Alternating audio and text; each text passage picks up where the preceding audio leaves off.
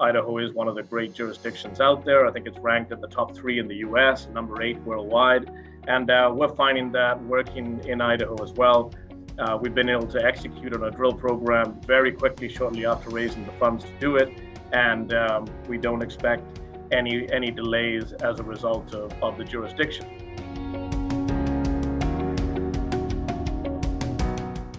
Well, hello and welcome viewers to the Assay TV. Today I have Will Randall with me, who is President, CEO and Director of Freeman Gold.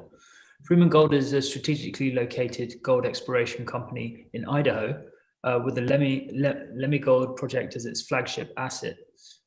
Will, welcome to the Assay TV again. You've recently concluded a diamond drilling program at the Lemhi asset. Could you take us through the news and the update there, please? Yeah, absolutely. Thank you very much for having me back. I believe last time we spoke, we were just initiating the drill program and didn't have any results back. And just to remind you, the purpose of this drill program is we inherited a massive database from 3 previous operators that had drilled this project off. That is, as you say, located in Idaho. And it's near surface, oxidized, open pittable, and heap leachable. So all qualities that are very favorable for low cost operations. And we inherited about 70,000 meters of historical data and set off to complete an initial 5,000 meter program that we expanded to 7,000 due to favorable results to validate and provide infill and geological information for that database, with the objective of incorporating those 7,000 meters plus our 70,000 plus our 7,000, there are a lot of sevens in here, into a maiden 43-101 resource estimate based off of all that data. And our drill results have been very favorable so far. We've completed the drill program. We've got all the assays back. We've had 3 press releases since we spoke on this. And we're getting some fantastic intercepts, like 2.5 grams over 150 meters, and numerous high-grade zones that are close to surface that are running in excess of 3 meters over more than, or 3 grams over more than 20 meters. So we're really sort of figuring out the high-grade nature of this asset, and the drill results have matched the historical geology and assay data very well, and in many cases exceeding it. So we're extremely pleased with the result of our drill program. Yep, excellent. Some high-grade mineralization showing there. So what are your plans to expand on this positive set of results? Yeah, so the next steps are we've basically focused within what is the known mineralization. We've also updated our metallurgical program. So we inherited a lot of data. One of the last holes that we drilled was a PQ hole to do some more advanced testing to see exactly what the recoveries. The historical data indicated recoveries over 95% in bottle roll tests, or above 70% for a heap leach, between 70 and 90% for a heap leach type environment. So very, very favorable already. And we have now a lot of rock that we've drilled out in a PQ hole to advance those studies, get more up-to-date information. So that's one of our ongoing activities that you'll see results on to get a handle on the metallurgy. And we will be completing the resource estimate as well. And based on all that information, we will then set out to see where we can grow this deposit into the next level. This is wide open on strike. Our drilling did intercept high-grade zones at depth that had not been discovered before. But we're in the process of compiling all this data, really looking at it, working with our resource geos and our in-house team to see exactly where the best areas to grow this. But as I said before, it is open on strike and at depth, so plenty of opportunity to grow the resource in our phase 2 drilling, which we anticipate will start somewhere in Q2 of this year. Excellent.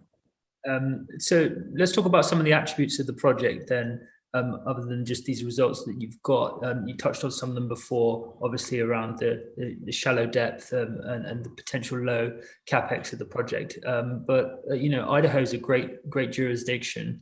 It's been ranked quite highly on the investment attractiveness index. Could you talk us through some of the attributes around your location and jurisdiction there?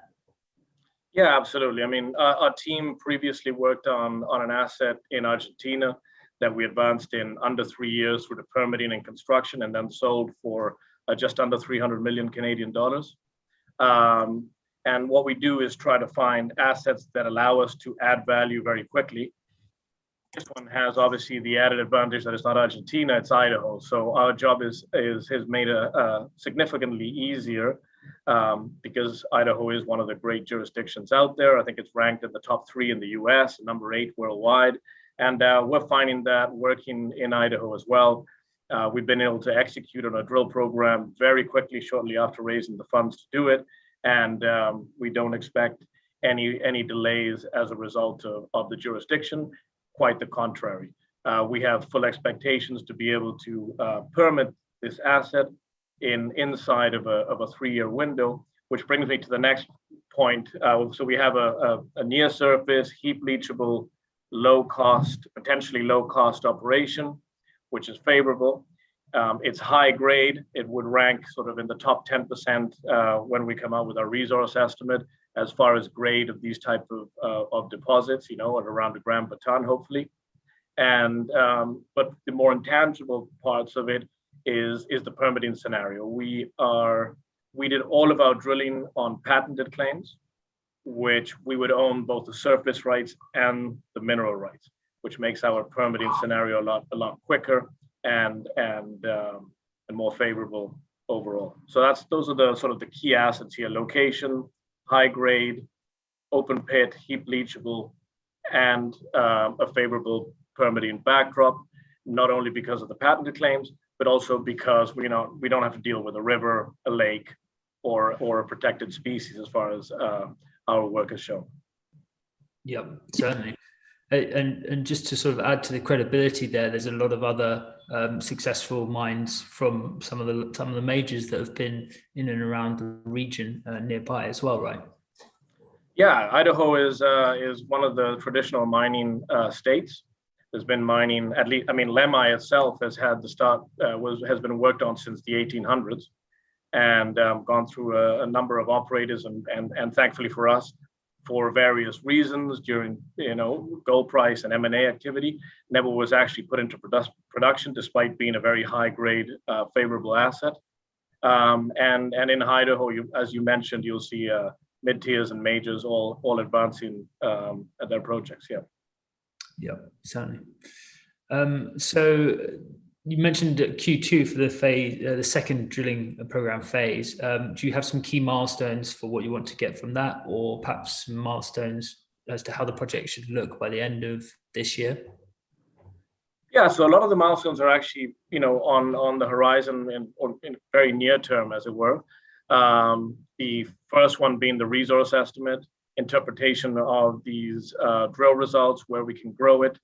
And we also have completed over last summer a very substantive surface regional exploration program that we're starting to get in all the results and processing. So we'll have news on that as well. Identifying further targets where we can grow this project as a whole with additional discoveries if we get so lucky. So those are sort of the near term objectives, I'd say, over the next 2 months. Then, as you say, we will re-engage with drilling and grow. So that'll have basically 2 phases to it. One is growing the known deposit on strike and at depth, wherever we see the highest chance of success, to get the ounce counts up. And those are sort of narrower or nearer step outs, 25, 50 meter step outs, and growing out the project that way. But we will also be drilling these areas where we think we can make new discoveries within 5 kilometers of the deposit. So it would all tie into one mining scenario. So that basically takes us all the way through the summer, where we will also be completing our metallurgical testing and getting the permitting scenario more advanced. Yep, excellent. And just to sort of point on, you've obviously been very, very busy progressing these drilling campaigns through what's been quite a restrictive period. You seem to have worked well given the restrictions that have been going on throughout the pandemic. Yeah, we've had to, I guess, be agile and not do it sort of the way we've always done it. A couple of things have had to change around, but we were very fortunate that Idaho was accommodating and allowed us to complete drill programs, set up camps, and hire the right personnel to complete these work items. So yeah, we've, as you say, it's been complications, but surmountable. And I think we executed well on the drill program and the work programs in general. Yeah, certainly. And share price looking good value at the moment as we get ready for potentially the next phase of this precious metals bull market. Yeah, I mean, we raised money at 50 cents and we're trading around there today. And we've added a tremendous amount of value with the dollars that we raised. So I think it's a great opportunity at this point. We still have a very healthy cash balance. So we're not in a rush to go back to the markets anytime soon. And I think it's a great buying opportunity at these low valuations, given the success of the drill program, the high grades, and the understanding we now have of this project. Absolutely. Excellent. Well, yeah, it's certainly a busy period for you, Will, and we look forward to having plenty more news flow coming this way throughout the year. So thank you very much for taking time to update us at the Assay TV. No, thank you. Thank you for having me again, and we'll chat again soon. Cheers.